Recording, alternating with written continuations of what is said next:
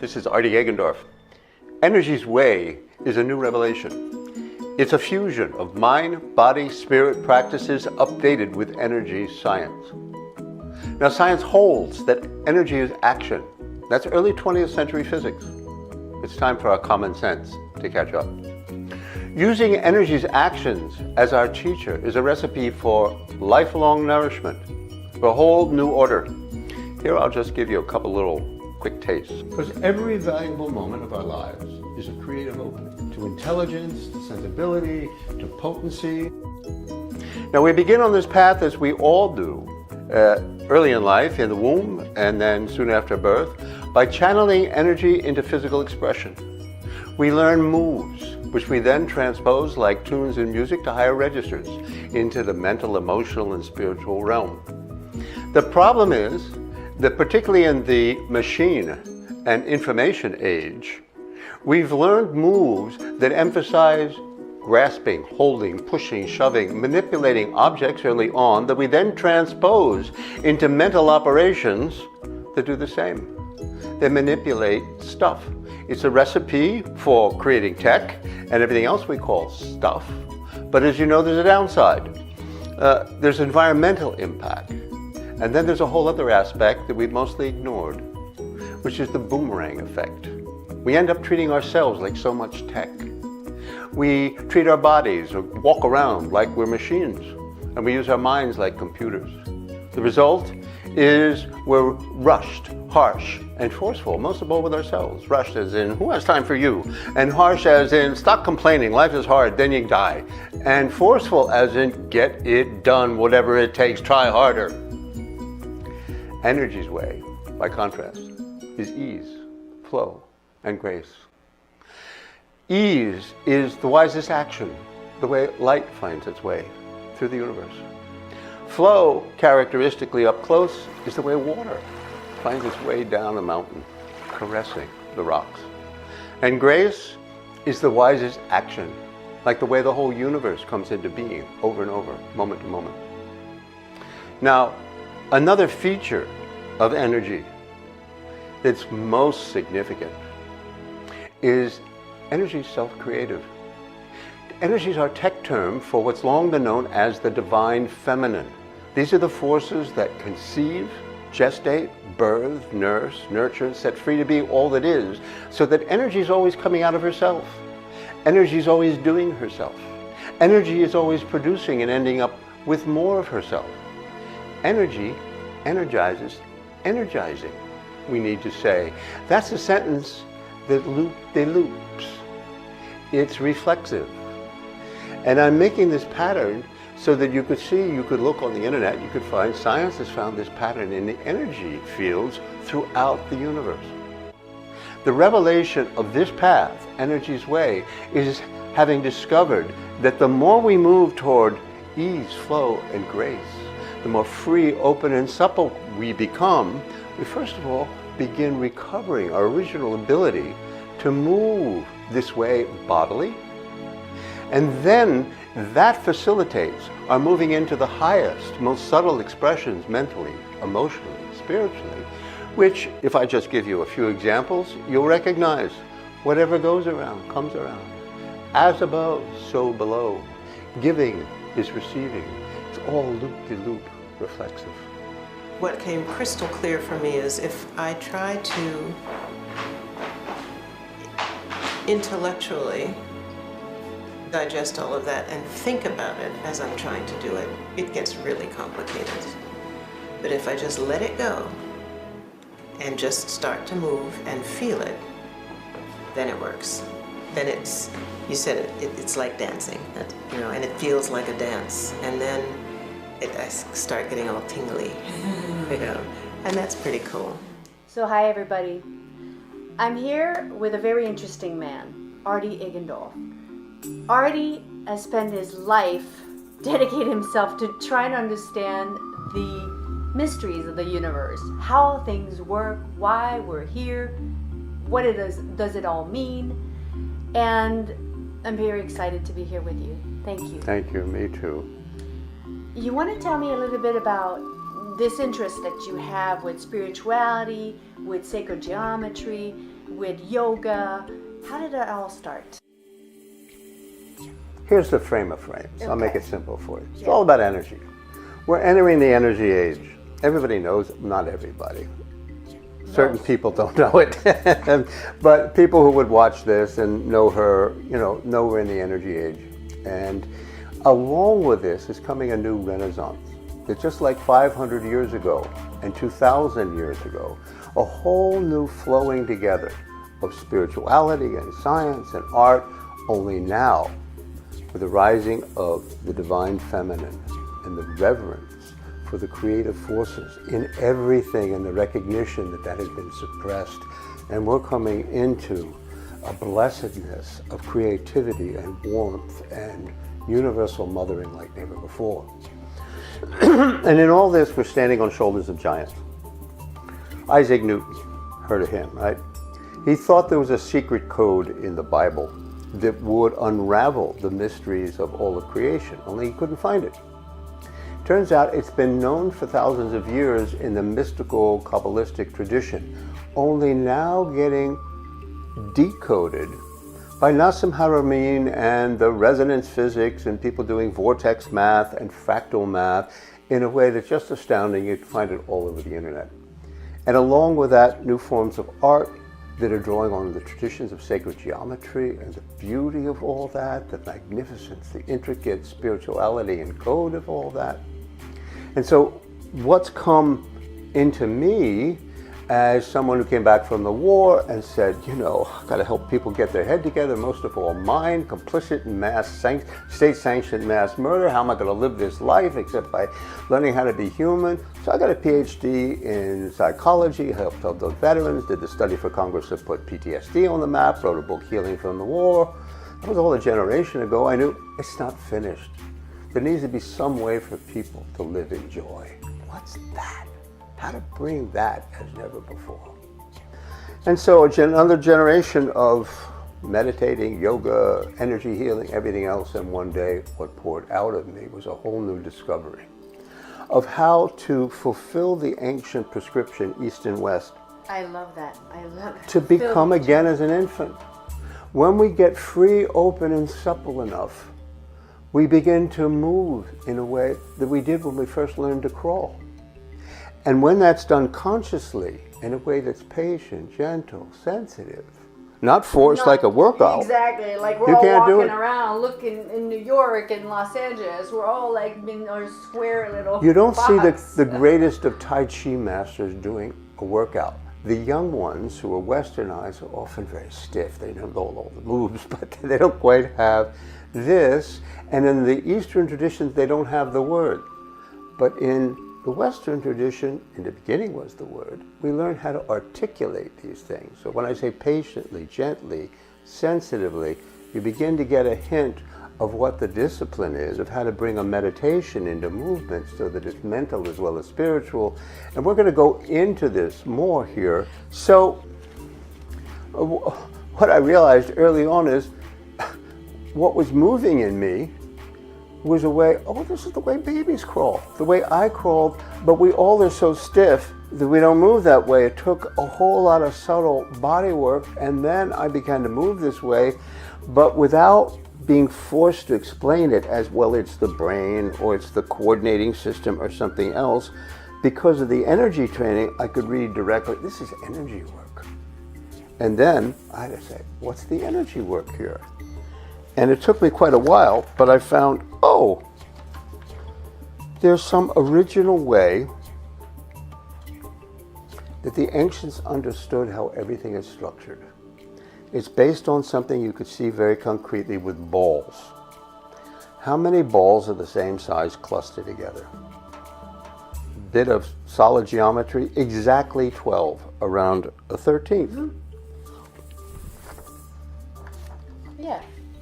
It looks like also an atom with the nucleus in the center. Yeah, only there are no atoms that have exactly 12 in the first outer ring. They stop at 8. But okay, No, yeah. right. He knows more than I do. Well, I mean... That's why he's the teacher. And up into the Middle Ages, the harmony between that basic structure of the cosmos and us was understood. These were called correspondences, and you can see the energy centers in the human body and the constellations of the zodiac in a painting that depicted that harmony. And this famous drawing by Leonardo da Vinci that people look at, but they don't understand that he was showing how with slight changes of position, we do something called squaring the circle, which is bringing heaven's circle to square Earth, and our proportions are exactly designed to bridge this big difference. Because this triangle brings everything down from heaven to earth, and this is the corresponding reaching upward. So that meeting... Is that the Star of David? Of course. This is not a religious symbol. This is a mystical, Kabbalistic understanding of the basic harmonies that start to get fleshed out with as 1, 2, 3, which you can multiply and you get 6, or you can add 1, 2, 3 and you get 6. 6 is the containing number for all basic shapes. And you can see the 12 of the zodiac, and what almost nobody, I've heard people in anatomy, they don't recognize that we have 6 pairs of major joints plus the head or neck, 12 plus 1, a perfect correspondence. And you see that correspondence between the 12 of the balls and the 12 of the zodiac and the 12 plus 1 of our joints. And it goes on. We have 12 cranial nerves in our head. Wow. And 12 meridians in our body. I put everything together? It's kind of like a puzzle. And here's... So 12 is the magic number? The 12 around 1 is the basic organizing principle of the universe. And it comes out of something even more fundamental that I won't go into now with the tetrahedron and all that. Right. But here's what gets very applicable to us. The flow of energy in those 12 has been found by Buckminster Fuller and then resonance physics to be the inner structure of an energy field that's known, I call it, as a New York Jew, fat bagel. You know, that makes it very vivid. It's called the torus. It's a cylinder that's turned around on itself so that the central hole becomes infinitesimal. And then the passage of energy through a torus is the figure 8. So this is what in the documentary or the movie Thrive with Mr. Proctor Gamble, this is what he talks about, the torus. And Nassim Haramein. And Nassim Haramein, exactly, yeah. What they don't show you is that we have this in the middle of our bodies as the figure 8 of the ribs, the 12 ribs. The rib cage and the spine, it creates the figure 8s. It's almost like a pretzel heart shape. Yes. Here's the aura of the Milky Way, figure 8. 8 is also the number. Down to, well, the DNA. Here's the DNA molecule recently found to be twisted around. In figure 8. Wow. And the most prolific spiritual teacher of all time, Rudolf Steiner, with his 400 volumes, presented an alternative understanding of reality in the early 20th century to correct the mistakes of classical physics, chemistry, and biology, to take into account that everything is always also a cosmic phenomenon. And he's been largely overlooked, but he had a prediction in 1921. And Rudolf Steiner is the founder of Waldorf schools.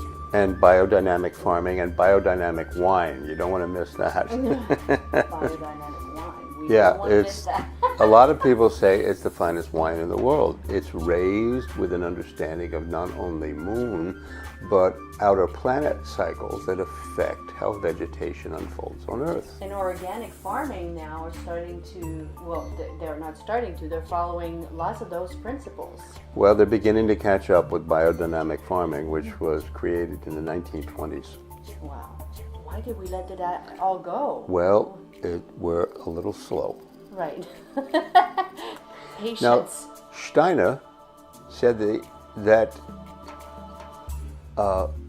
theories of gravity and light rays were a mistake. They were concepts that are not based in a full experience of living reality, that in that fuller experience we will understand that universe and everything in between has three basic forces at work that expand, contract, and mediate between. And he said this ancient symbol known as the lemniscate in Greek for a ribbon is the mediating in between of the expansion and contracting forces in everything. And so he documented that with a discovery in 17th century mathematics of the curves that record the changing relationships between 2 points and a third point. And you see that there's circles around each point, and then there's a larger oval that includes them both, and then the mediating figure 8 between them. It's like you, me, us, and our relating. And our relating invariably goes like this. And you'll see. So I'm not separate from you, you're not separate from me, and we are all interrelating. So Artie, we talked about a lot of things. To me it sounds very simple, but to a lot of people might be pretty complex. So can you tell me something that will be very simple so that people, if they just watch a couple of things, they will understand how to do this and they will... Sure. Simplest thing to say is we're stuck in a prison, in a box. We literally walk, move, live inside boxes, and we walk around like this, like we're a refrigerator with limbs on hinges. And we're going to the chiropractor to say, crack me, do this. Fix this. This is a machine called the body. This is something called a mind run by brain. It's all separate parts. It's all the life is taken out. So how to bring the life back in? The single simplest thing is to begin to go patiently, gently, sensitively, at least some of the time, and you'll notice that as you walk, you don't have hinges. All of you goes together. The right hip will go out, around clockwise, around your right hip and foot. Your left side will go forward counterclockwise. So basically we're doing figure eights. A figure 8. The way I see it in my mind's eye, it's like a 4-leaf clover. Yes, where the opposite ones are going together. Yes. You shift from one diagonal to the other. Right. And they're always making figure 8s. Together. So you're doing one, but the other one is doing it. You don't have to do it. The down one. You're doing one, and the down one is being done. Do with your hips. Allow the rest to happen to the best it can happen. And at energiesway.com, I give away free instruction. Also on YouTube, there will be free instruction. So, just that much. Forward to the right, around the right sitting bone clockwise. Forward to the left, counterclockwise, around the left sitting bone. Even a little of this, done patiently, gently, sensitively, so you can feel this at each moment, can do an awful lot to release negative energy, bring in positive, and balance. What does that do? Dramatically enhance your creativity, your intelligence, your sensitivity and feeling, and compassion, and your ability to act with impact, and enjoy. Your will. Enjoy. Thinking, feeling, willing, all get worked in, because all of you is going together. Feeling, willing, as we say, the gut feel, the drive, we do, and then we think, and then we feel in our heart. But there's more parts than that. Yes, that's a whole other thing. But let's just linger for one more minute on this. All of Western psychology is biased to think that it's only the nervous system that's relevant to consider, because only that does thinking. Well, the nervous system doesn't think, you do. And the nervous system is always operating with the cardiovascular system, breathing and pulsing, always with the metabolic system and muscles to get things done and active, And the reproductive system is working in some way because you're always going to be drawn to what you enjoy rather than not, at least, you know, if you're reasonably healthy. So there are always 4 clusters of energy going together, each with sub-energies. And when we bring that into our understanding, we can recognize what full body participation can do for harmonizing in a way that all our disciplines that operate there, or only operate on compassion, or only operate on getting things done, will imbalance us. I really call you the break it down master, because you really break it down. It loosens everything up and it helps everything. So, you know, I've seen a physical positive from this, and an energetic positive. I mean, I've been sold. It took a long time to sell me on it. This incredible holographic, holistic vision of almost wings that would be on my back to lift me through life and to soar me through life, that really represents the core and the essence of what I want to do in this world. Move together. And ask for all your helpers, Jesus, God, intermediaries, angels, helpers. Help Nancy. Let these moves bring an inner hug into all of her, all the way deep down. Every cell of her caressed and stroked and loved and calmed. Move out what's in the way. As you make love with life, bring in the hot mama here.